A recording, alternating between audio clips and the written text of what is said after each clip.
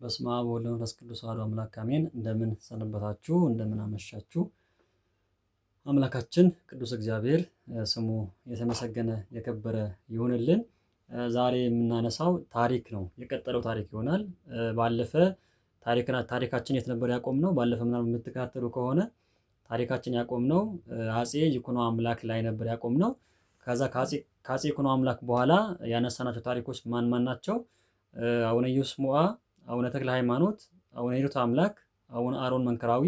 እነዚህ በዛ ዘመን በተለይ 13ኛው መቶ ክፍለ ዘመን ላይ የተነሱ የቤተክርስቲያን ቅዱሳን ስለሆኑ ወይም ደግሞ የአባታችን የአቡነ ኢየሱስ ሞዐ ደቀ መዛሙርት ስለሆኑ ስለሳቸው በዛች ታይም ስለነበሩ ስለነሱ በደንብ ለመግለጽ ፈልጌ ነው እና ስለዚህ ዛሬ ከአጼ ይኩኖ አምላክ በኋላ ያለው ታሪክ እንቀጥላለን ማለት ነው። ከዛ በኋላ ልክ በዚህም ታሪክ ውስጥ ቅዱሳን አሉ መሀል ላይ እነሱን ታሪካቸውን መሀል የምናነሳ እንደሆነ በደንብ እንድናስተውል ያስፈልጋል። ትምህርቱ በዚህ መሰረት ነው የሚቀጥለው። ምናልባት ብቻ ታሪክ ደረቅ የነገስታት ብቻ እንዳይሆን መሀል ላይ ማን ነበር፣ የትኛው ቅዱስ በዚህ ንጉስ ላይ ነበረ የሚለው ነገር እንድናስተውለውም ጭምር ነው ታሪኮቹ የተነሱት። ታሪኩ ስናነሳ በወቅቱ የነበረው ቅዱስም አብሮ ስለሚነሳ ማለት ነው። አብሮ ስለሚነሳ በዛ መሰረት ታሪካችን በዚህ መሰረት እንቀጥላለን ማለት ነው። ዛሬ የምናነሳው የአጼ ይኩኖ አምላክ ልጅ የሆነው አጼ ያግባ ጽዮን የሚለው ይሆናል። የአጼ ያግባ ጽዮን ማን ናቸው? ልጆቻቸው ማን ናቸው? ከመቼ እስከ መቼ መሩ የሚለው ነገር አጠር አድርገን ለማቅረብ ሞክራለሁ። ስለዚህ አጼ ያግባ ጽዮን የአጼ ይኩኖ አምላክ የበኩር ልጅ ናቸው። የአጼ ይኩኖ አምላክ ማለት ባለፈም እንዳነሳውላችሁ የሰለሞኒክ ስርወ መንግስትን የመሰረቱ የዛጉዌ ስርወ መንግስት ካለቀ በኋላ የሰለሞኒክ ስርወ መንግስት ድጋሚ እንዲመጣ ያደረጉ ታላቅ ንጉስ ናቸው። በዚህ ታሪክ ሂደት ውስጥ አባታችን አቡነ ተክለ ሃይማኖትም እንደነበሩበት ባለፈ ለማንሳት ሞክረናል። ስለዚህ ይሄ ነገር አጼ ይኩኖ አምላክ የሰለሞኒክ ስርወ መንግስት እንዲመጣ ትልቅ አስተዋጽኦ አድርገዋል። ከሳቸው በኋላ እስከ 1966 ድረስ እስከ አጼ ኃይለ ሥላሴ ዘመን ድረስ ይሄ ንግስና ስርዓት ቀጥሏል ማለት ነው። ከዛ በኋላ ያው ደርግ ሲመጣ ነው የቆመው። ልክ በዚህ መሰረት የሰለሞኒክ ስርወ መንግስትን ያስቀጠሉ አባት ናቸው። ከዛ በኋላ ያው እሳቸው ሲያልፉ ልጃቸው አጼ ያግባ ጽዮን ከ1268 ዓመተ ምህረት ጀምሮ እስከ 1277 ዓመተ ምህረት ድረስ ኢትዮጵያን መርተዋል ማለት ነው። ለስንት ዓመት ማለት ነው? ለ9 ዓመታት ኢትዮጵያን መርቶ ያለፈ የአጼ ይኩኖ አምላክ ልጅ ነው አጼ ያግባ ጽዮን ማለት ነው። አጼ ያግባ ጽዮን ምናልባት ኢትዮጵያን ለ9 ዓመታት መርቷል ብያቸዋለሁ።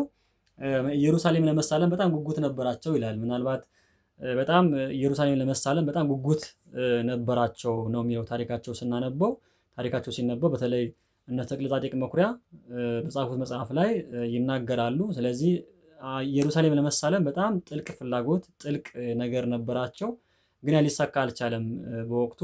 ስለዚህ ምን ማድረግ ነበረባቸው እሳቸው? ይሄ ነገር ሊሳካ ስላልቻሉ ምን ማደረጉ?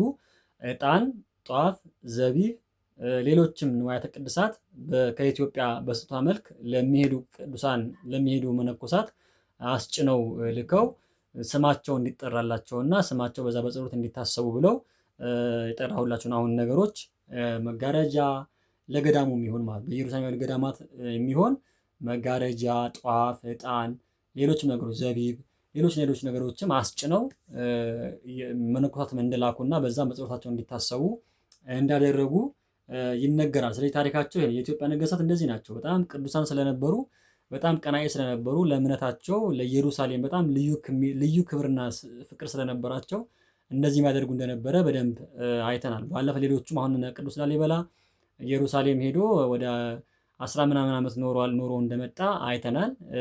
ይምርሃነ ክርስቶስም እንደዚሁ እዛው ብዙ ዓመት ኢየሩሳሌም ገዳማት እንደጎበኘ ያው ባለፈ አይተናል።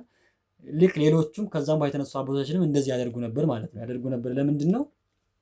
ቅዱስ ቦታ ስለሆነ ጌታ የተወለደበት ቤተልሔም፣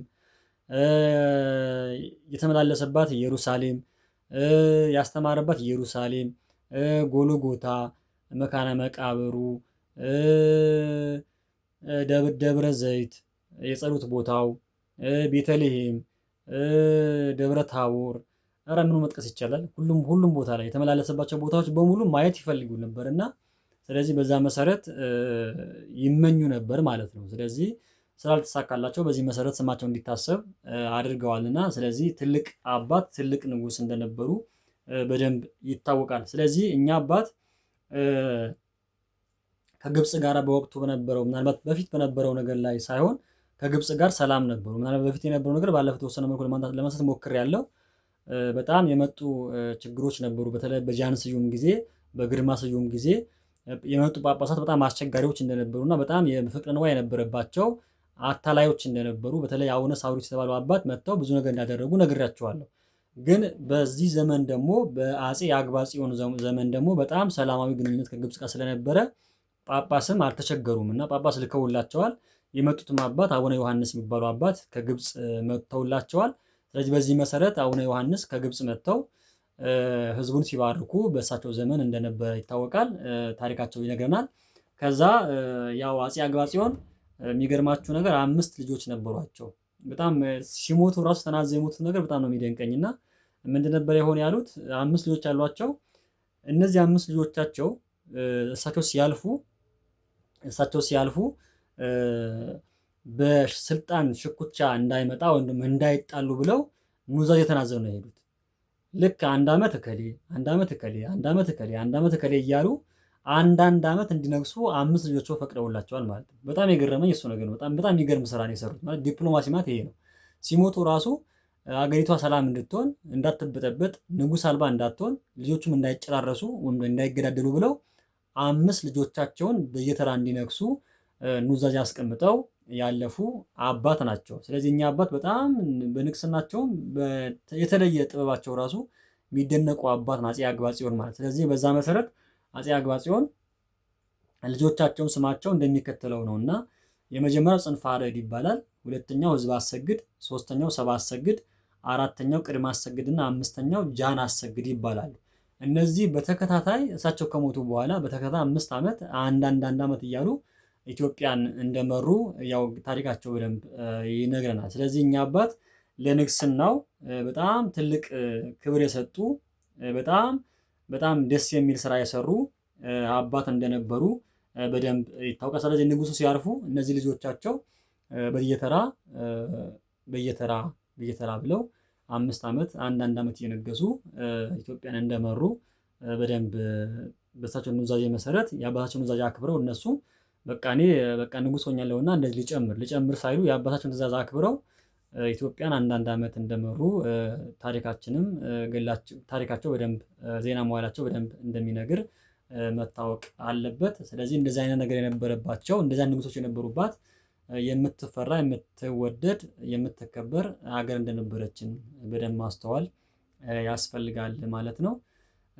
ታሪኩ በዚህ መሰረት ጨርሰዋለሁ። ቀጣይ ላይ ሌሎቹን ታሪኮች ይቀርባሉ ማለት ነው። አነሳሱ ላስጀምረን አስጀምረን አስፈጽመን አምላካችን ስሙ የተመሰገነ የከበረ ይሁን። ይቆያል።